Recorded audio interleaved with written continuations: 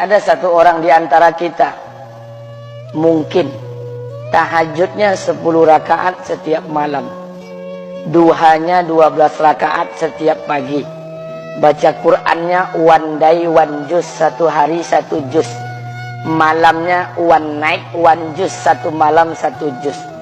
Satu keluarga di antara kita ini puasanya luar biasa Senin Kamis. Satu keluarga berpuasa Senin Kamis. Tak cukup puasa Senin Kamis, dia puasa Nabi Daud. Sehari puasa, sehari tidak, sehari puasa, sehari tidak. Tak cukup dia puasa Nabi Daud, dia puasa-puasa sunnah lainnya. Istrinya nutup aurat dengan sempurna. Pakai nikob, pakai cadar, pakai purda, pakai manset, pakai kos kaki. Suaminya 5 waktu ke masjid tak tertinggal takbiratul ula. Anak-anaknya di pondok pesantren hafiz dan hafizah. Tiap pagi berinfak, tak pernah menggunjing orang. Quran terjaga, aurat terjaga, tahajud terjaga, 5 waktu terjaga, duha terjaga, Quran terjaga, puasa terjaga. Sempurna satu keluarga amalnya. Tapi sudah 8 tahun dia tak tengok ayah ibunya. Sudah bertahun-tahun dia tak nyapa kedua orang tuanya. Sudah bertahun-tahun dia tak berhubungan baik dengan ayah ibunya. Sudah berminggu-minggu dia berkelahi dengan ayah ibunya. Sudah berhari-hari dia bermusuhan dengan kedua orang tuanya. Maka anak seperti ini, seluruh amal yang mereka kerjakan tertolak di sisi Allah Subhanahu wa taala, tidak akan diterima Allah. Sebaliknya, kalau ada di antara kita hari ini yang pandai melayani ayah ibunya, tidak ada uang ayah ibu dia kasih uang, tak ada rumah ayah ibu dia buatkan rumah, sakit ayah ibu dia bawa ke rumah sakit, dirawat ayah ibunya dia jaga, kotoran ayah ibunya dia bersihkan pakai tangannya sendiri. Ada di antara kita hari ini yang membersihkan kotoran ayah ibunya lebih dia nikmati daripada makanan yang ia sukai. Begitu luar biasanya dia melayani ayah ibunya. Tapi dia tinggalkan sholat, dia injak-injak perintah Allah, dia tinggalkan perintah Allah dengan mutlak. Maka kebaikan satu orang anak ini kepada ayah ibunya seluruhnya tidak diterima Allah Subhanahu wa ta'ala. Atau jangan-jangan inilah yang menjadi penyebab amal kita tak diterima Allah. Atau jangan-jangan inilah yang menjadi penyebab amal kita tertolak di sisi Allah. Kita sholat juga, kita sujud juga, kita puasa juga, kita ngaji juga, kita dengarkan ceramah juga. Maka oleh karena itu, Pak, Bu, ayah kita tuh tinggal di kampung, ayah ibu tinggal di kampung sana. Terkadang ayah ibu kita tak sekolah, SD, SMP, SMA tak tamat. Dia sekolahkan kita SD, SMP, SMA, S1, S2, S3. Dengan harapan hidup kita lebih baik daripada keadaan dia sekarang. Tapi apa yang membuat kita jarang untuk menjenguk mereka? Saya ingin sampaikan buat kita bersama. Ayah ibu kita tak tahu kita ni eselon 1, eselon 2, Pak. Ayah ibu kita tak tahu pangkat PNS kita 3A, 3B, 3C, 3D, 4A, 4B, 4C, 4D. Ayah ibu kita tak tahu kita ni public figure. Ayah ibu kita tak tahu dan tak mau tahu. Yang dia tahu kita ni anaknya. Ayah ibu kita tak tahu kita punya sawit berapa. Ayah ibu kita tak butuh mobil kita. Dia tak butuh rumah kita. Tapi yang dia butuhkan kita. Apa yang membuat kita jarang untuk menjenguk mereka? Tahun 2016 di Masjid Damai Langgeng, saya diundang ceramah di sana. Habis pulang ceramah, saya baca WA SMS. Ada seorang ustadz Pekanbaru kirimkan WA dengan saya. Saya baca 2 kali, air mata saya menetes. Kenapa? Karena WA itu berisi cerita satu orang ibu sedang menelpon anaknya. Ibunya nelpon anaknya.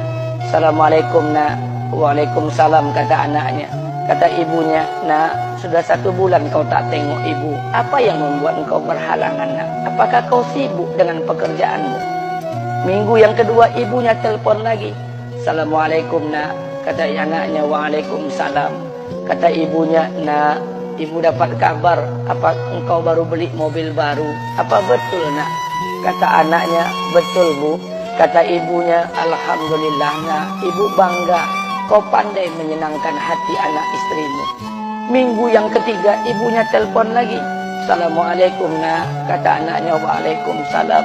Kata ibunya, nak, ibu dapat kabar bahwa engkau baru beli rumah baru. Apa betul nak?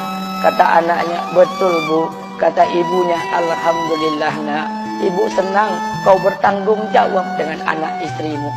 Minggu yang keempat ibunya telepon lagi. Assalamualaikum nak. Waalaikumsalam. Kata ibunya, nak, tadi ibu pergi ke pasar. Ibu jumpa temanmu di pasar. Kata temanmu di pasar, temanmu banyak bercerita tentang kamu.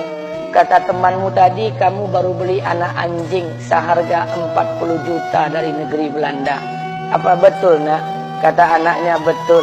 Kata ibunya, nak, dengarkan pesan ibu untuk terakhir kalinya. Apa pesan ibunya? Wahai anakku, engkau pelihara 1 ekor anjing.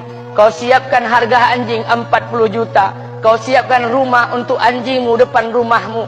Kau jaga anjingmu pagi, siang, dan sore. Kau mandikan anjingmu pagi, siang, dan sore. Kau kasih makan anjingmu pagi, siang, dan sore. Demi Allah nak, dengarkan pesan ibu untuk terakhir kalinya. Apa kata ibunya?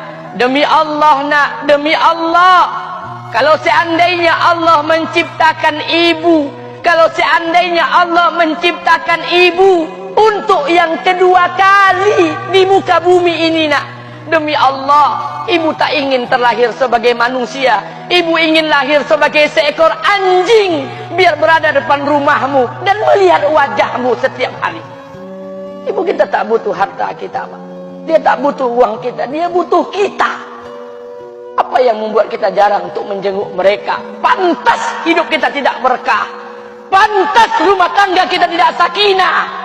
Karena hubungan dengan ayah ibu kita rusak selama ini. Masih ada kesempatan, masih. Yang jauh telepon, yang dekat kunjungi mereka. Demi Allah, kita butuh keberkahan doa mereka. Yang sudah meninggal, ziarahi kuburnya dan doakan mereka. Imam As-Syafi'i berkata, apa kata Imam As-Syafi'i?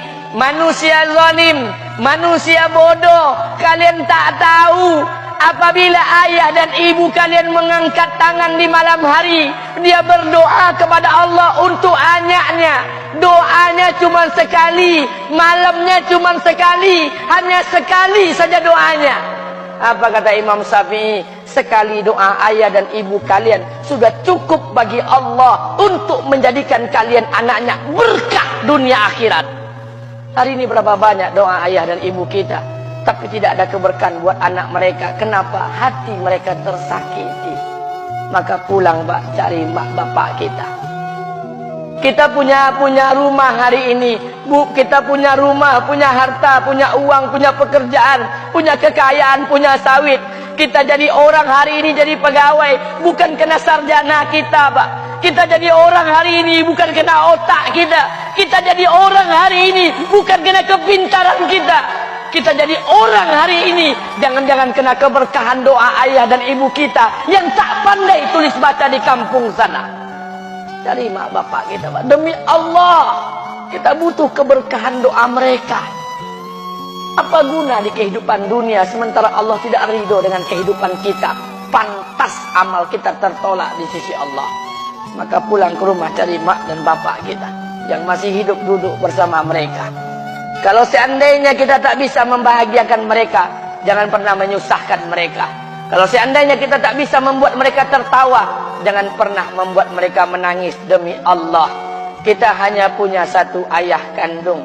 Kita hanya punya 1 ibu kandung. Tidak akan ada ayah kandung yang kedua. Tidak akan ada ibu kandung yang kedua. Harta kita cuma 1. Ayah kita cuma 1. Ibu kita cuma 1. Tidak akan ada ayah kandung yang kedua. Tidak akan ada ibu kandung yang kedua. Pangkat jabatan bisa dicari, harta bisa diraih. Kesempatan membahagiakan ayah dan ibu kita hanya sekali di kehidupan dunia ini, Pak. Pulanglah. Ketika mereka memanggil, tinggalkan istri, tinggalkan pekerjaan, tinggalkan semua proyek kita. Demi Allah, datangi mereka. Kata Nabi, sesaat kalian duduk bersama ayah dan ibu kalian akan mendatangkan keberkahan. Kenapa kalian tidak duduk bersama mereka? Jangan-jangan inilah yang menjadi penyebab amal-amal